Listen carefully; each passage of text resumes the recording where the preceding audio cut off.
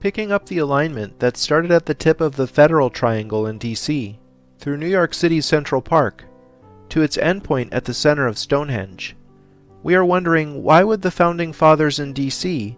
and city planners in New York City conspire to link their fair cities with this ancient temple? The reason is simple. Stonehenge is at the heart of the mystery. Let's take a closer look. The first monument at the site was begun during the Neolithic period, around 3,100 years before the Common Era, and Stonehenge was completed during the Bronze Age, approximately 4,500 years ago. Here's a reconstruction of Stonehenge Phase 3 at its height, showing the Sarsen ring with its stone lintels, huge trilithons, and smaller bluestones. The larger Aubrey circle is a ring of 56 holes, accommodating 4 standing station stones. Connecting the station stones, we see what researchers call the station rectangle. The amazing thing is it has precisely the same 5:12 proportion as we've already seen in DC and New York City. Now we see where this proportion comes from, as this is surely the oldest known example. The astronomer Gerald Hawkins has shown how the station rectangle encodes specific astronomical phenomena, including cycles of Earth, Moon, and Sun, commemorated by important festivals in the Celtic calendar. Stuckley, one of the founders of the field of archaeology in the 18th century, whose great work was studying Stonehenge, claimed that Freemasonry was a legacy of the Druids, who in turn got their knowledge from the ancient Egyptians. The 7-pointed star inscribed within the Aubrey circle clearly locates the Sarsen ring and frames the horseshoe of trilithons and bluestones. After identifying 7 as Isis's secret number in New York City, I'm wondering if this 7-pointed star isn't the Star of Isis. The Egyptian civilization was at its height at the time of Stonehenge's completion, and although we have no archaeological evidence physically linking the two cultures, it remains an intriguing possibility. Avebury and Silbury Hill are a short distance from Stonehenge. Archaeologists say both of these monuments were built at the same time as Stonehenge, approximately 5,000 years ago.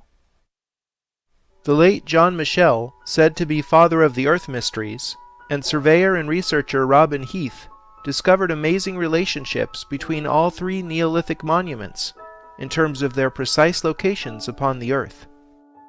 The base of Silbury Hill is 864,000 feet from the center of Stonehenge. The sun's diameter is 864,000 miles. The distance from 51 degrees north latitude to the latitude of Stonehenge measures 10.8 Egyptian royal miles. The mean radius of the moon is 1,080 miles. The latitude of Stonehenge is 17.28 miles from the latitude of Avebury. We learned in DC how 1728 symbolizes the cube. Avebury's latitude is precisely 360 divided by 7 degrees north. Dividing a circle into 7 parts yields the Star of Isis. The placement of Stonehenge, Avebury, and Silbury Hill encode the numbers of the sun, moon, cube, and heptagram star. Please measure these things yourself in Google Earth or with other methods. This hard metrological evidence should completely revise our understanding of prehistory. Early in the 20th century, archaeologists discovered a quarry in the Prestley Hills where the bluestones used in Stonehenge were mined, approximately 130 miles from Stonehenge. Putting aside the practical issue of how the builders transported these large stones to the building site, let's focus instead on an even greater mystery. Heath had surveyed the distance from Stonehenge to an island due west in the Bristol Channel called Lundy. When Heath told Michell that the distance from the center of Stonehenge to a small hill called the Tump at the center of Lundy Island was precisely the memorable number 123.4 statute miles, Mitchell recognized the number from his research, and then all the pieces quickly fit together. A statute mile is equal to 5,280 English feet, and is still used to measure distances on roads in the United States. Michell and Heath drew a triangle connecting Stonehenge, Lundy, and the Presley Mine. Two such matching, interlocking triangles form a rectangle that has the same proportions as Stonehenge's station rectangle, and amazingly is exactly 2,500 times larger. This is the Greater Temple. What is more, the distances in the Lundy rectangle fit ancient Egyptian measure.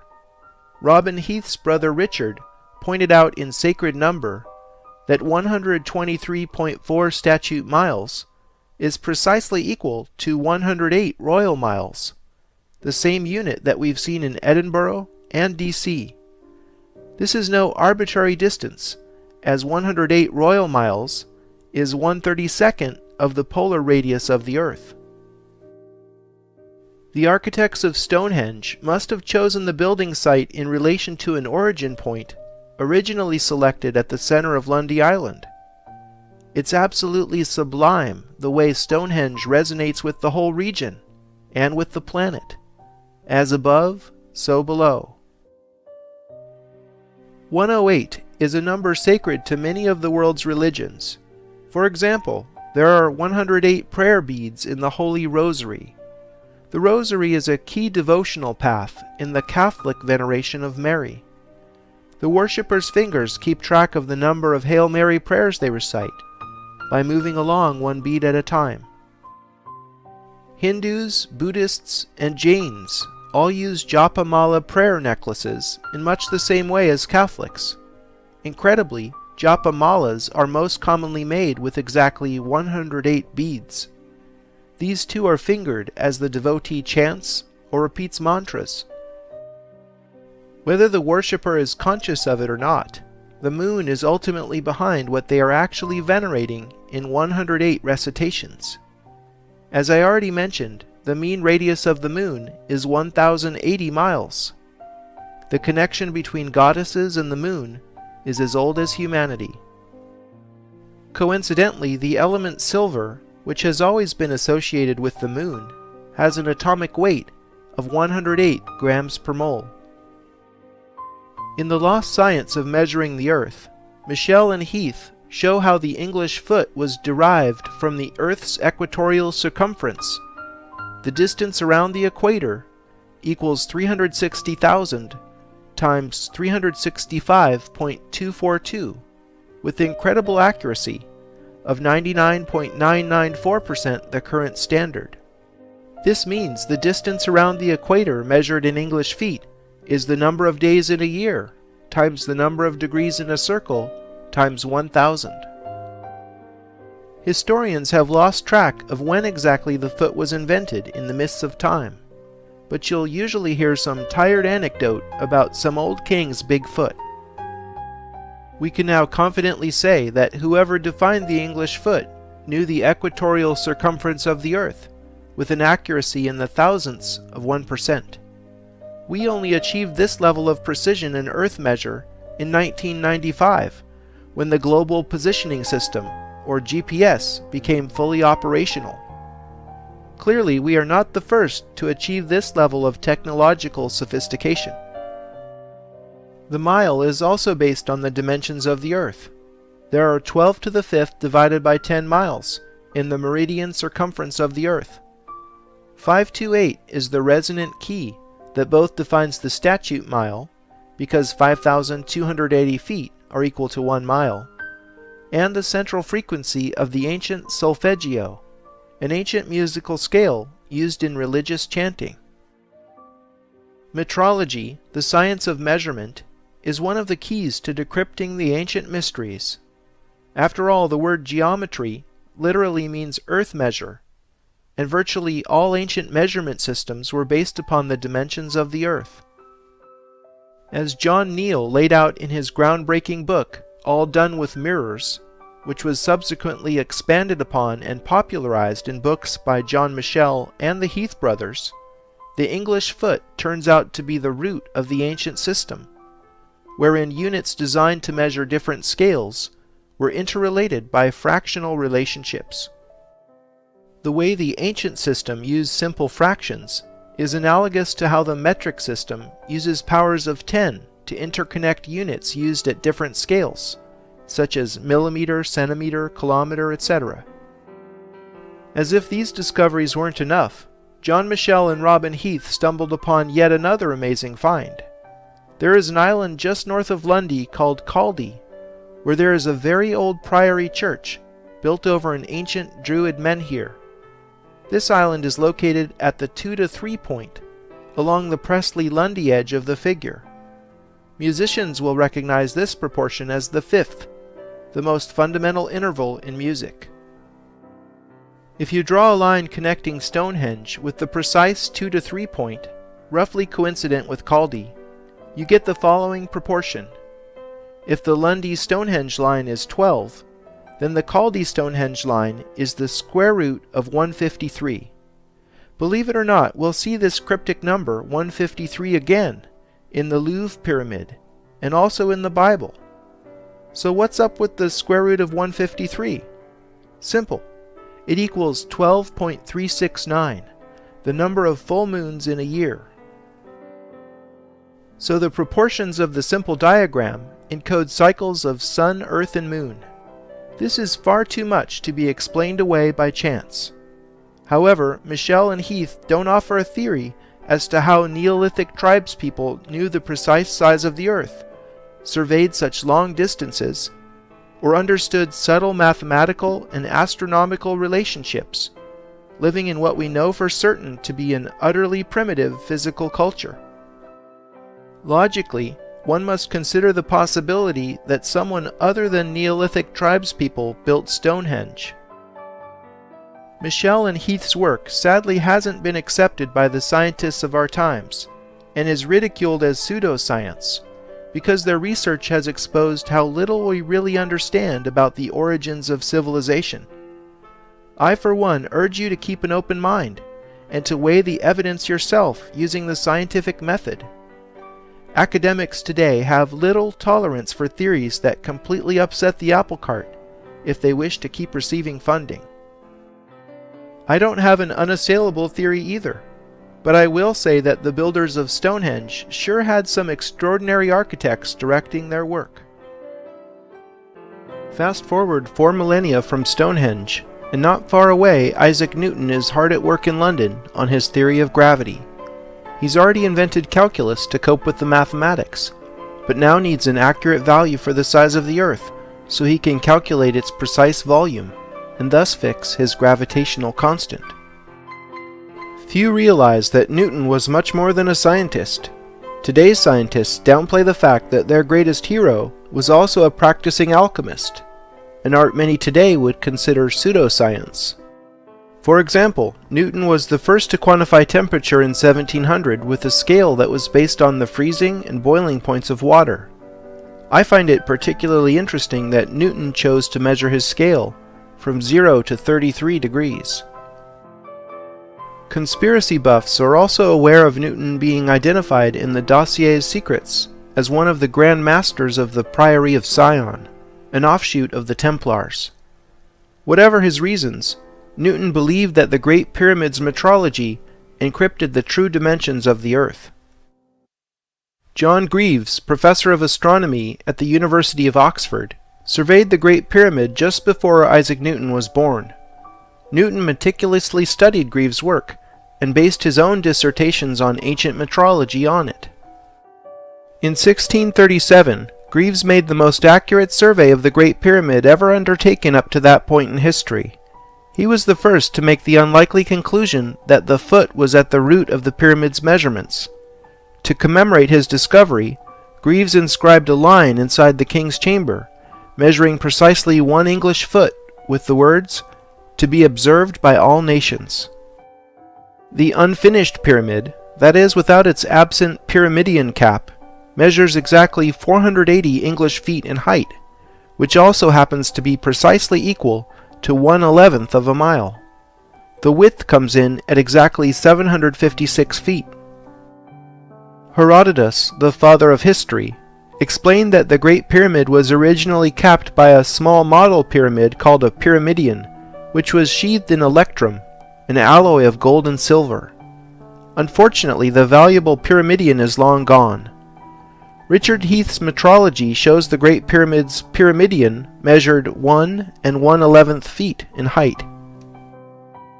This metallic cap would reflect the sun's light and look a lot like the shining eye on top of the US dollar bill.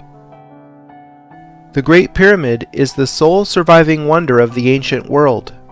It remains the oldest, largest, and most accurate building ever built. It was the tallest structure in the world for 4 millennia. It is aligned within 0.1% of true north, and its 13-acre base supporting 2.3 million blocks of stone is horizontal and flat to within 15 millimeters. The mean opening in joints between exterior casing stones is less than 0.5 millimeter. The scale and accuracy are astounding. I believe that even with all the money in the world, we do not have the technical capability to replicate the Great Pyramid today. There is much to be said about the Great Pyramid's proportions. I've already mentioned how 7:11 was encoded in the Statue of Liberty. Renaissance artist Albrecht Dürer used the half-triangle proportion of 14:11 in his esoteric masterpiece Melancholia I. Richard Heath has found the half-triangle also encodes 365 days to 20 moons, an interesting astronomical take on the mystery. Notice how pi and phi, two of the most important numbers in mathematics, are also implicated and interrelated in the pyramid proportions. John Charles Webb Jr. has made a profound discovery about the location of the Great Pyramid that is unfortunately widely ignored because of its utter implausibility. Using Google Earth, we can measure the exact latitude of the center of the Grand Gallery inside the pyramid. It is 29.9792458 degrees north. The speed of light in the vacuum is 299,792,458 meters per second. Incredibly, these are the same numbers. How can this be? This correlation is either pure coincidence or evidence of something very profound. The meter as unit of length and the practice of dividing time into seconds would have to be coordinated for the location of the Great Pyramid to encode the speed of light. Nothing may sound more improbable, but this is exactly the sort of numbers game that I think the ancients played. Consider the fact that 1 second is one Earth rotation divided into 86,400 parts, because 1 day is equal to 86,400 seconds. Recall from the Stonehenge and San Francisco episodes that the Sun's diameter is 864,000 miles, and 864 is the number of the Sun. Perhaps the second and the mile were skillfully designed to express this beautiful harmony with the Sun. The kilometer was originally defined by assuming the Earth's meridian circumference equals 40,000 kilometers. In Paris Part 3, you'll learn more about something I call the Canon of 400. For a taste, consider that during a solar eclipse, the Moon perfectly covers the Sun disk. The only reason this occurs so precisely is because the Moon is exactly 400 times smaller than the Sun, while at the same time the Moon is 400 times closer to the Earth than the Sun.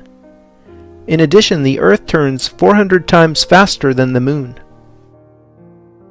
Perhaps saying the Earth has a meridian circumference of 40 million meters was no accident, as it's in the same number canon. I think the meter was secretly designed to resonate with the Sun. In fact, today the meter is circularly defined in terms of the speed of light, which is itself measured in meters per second. Consider the possibility that the meter is an ancient unit that was merely reintroduced 300 years ago, during a time of great Hermetic obsession in France. With these facts in mind, it is easier to see how disparate units based on our planet's source of light truly encode the speed of light using the location of the Great Pyramid itself. Our history books somehow miss the fact that architects at the dawn of history knew the speed of light in the vacuum and the exact size of the Earth with pinpoint accuracy. Perhaps the Great Pyramid was made before the Egyptian culture began, by different architects entirely. In 1964, Alex Badawi and Victoria Trimble discovered that shafts in the King's Chamber within the Great Pyramid pointed directly at a belt star in the Orion constellation, and the pole star at the time the pyramid was built. In 1993, Rudolf Gantenbrink got permission from the Egyptian authorities to send a robot up shafts in the Great Pyramid. He was able to accurately measure the exact shaft angles, and this data allowed Robert Bauval and Adrian Gilbert to run astronomical calculations showing precisely where the shafts in the King's and Queen's chambers are pointing to in the sky. In their 1995 book, The Orion Mystery, Bauval and Gilbert revealed that the shafts in the Queen's chamber point directly to the star Sirius in the south, and to the pole star at the time the pyramid was built in the north. I can understand the pole star connection, because recognizing that stars rotate around the celestial pole is the most fundamental observation in astronomy. But why do the other shafts point to Orion and Sirius? The book Talisman by Graham Hancock and Robert Bauval sheds light on this mystery. Orion and Sirius represented Osiris and his consort Isis to the ancient Egyptians. They are in a region of the sky called the Duat, the Egyptian netherworld, where souls journeyed and were judged after death. Hieroglyphs in the 3,400-year-old tomb of Thutmose III explain the benefits of copying the Duat upon the earth. Whoever shall make a copy of the Duat, and shall know it upon earth, it shall act as a magical protector for him, both in heaven and in earth, unfailingly, regularly, and eternally. So the Egyptians believed building copies of Orion and Sirius upon the earth acted as magical talismans, bringing the power of heaven down to earth. We've certainly seen a much more recent example of this in Washington, D.C. The Orion constellation is often depicted as a hunter with a sword between his legs. Dan S. Ward of Alexandria.org says, "No male wears a sword between his legs, and very few hunters carry a sword. Perhaps a more appropriate description of that which is hanging down below Orion's waist is that of a phallus. The area of Osiris's phallus contains the Orion Nebula, one of the most studied regions of space, because it is an incredibly generative area where stars are continually being formed. How appropriate. By the way, we are in the Orion spur of the Milky Way galaxy, and Sirius is the brightest star in the sky by a wide margin, because it is one of our nearest neighbors. We now have the astronomical knowledge to recognize we are actually quite close to the Duat." Bauval and Gilbert showed that the three pyramids of Giza actually have the same position and relative sizes as the belt stars of Orion. Dr. Gerhard Haney noticed that just as the belt stars of Orion point at Sirius, the pyramids point directly at Heliopolis, ancient center of Egyptian science, art, and religion, which was a single unified body of knowledge in ancient times. Pythagoras, Plato, and many other ancient philosophers journeyed to Heliopolis, were initiated there in the Egyptian mysteries, and spread them in the West. Today the only thing that's left of this entire city is a single obelisk, which happens to be the oldest standing obelisk in the world. Incidentally, this single obelisk is all that's left of the ancient Temple of the Phoenix, which was described by Herodotus. I can't help but recall phoenix imagery in the Security Council chamber of the United Nations. It's amazing how many connections there are between the symbolism of the elite and ancient Egypt. You've already heard about one Heliopolitan obelisk next to the Met in New York City, and its pair on the Victoria Embankment in London. Rome has the remainder of the Heliopolitan obelisks left in the world. Heliopolis was the cult center for the 9 great Egyptian gods, collectively called the Ennead. We'll learn more about the Ennead in San Francisco.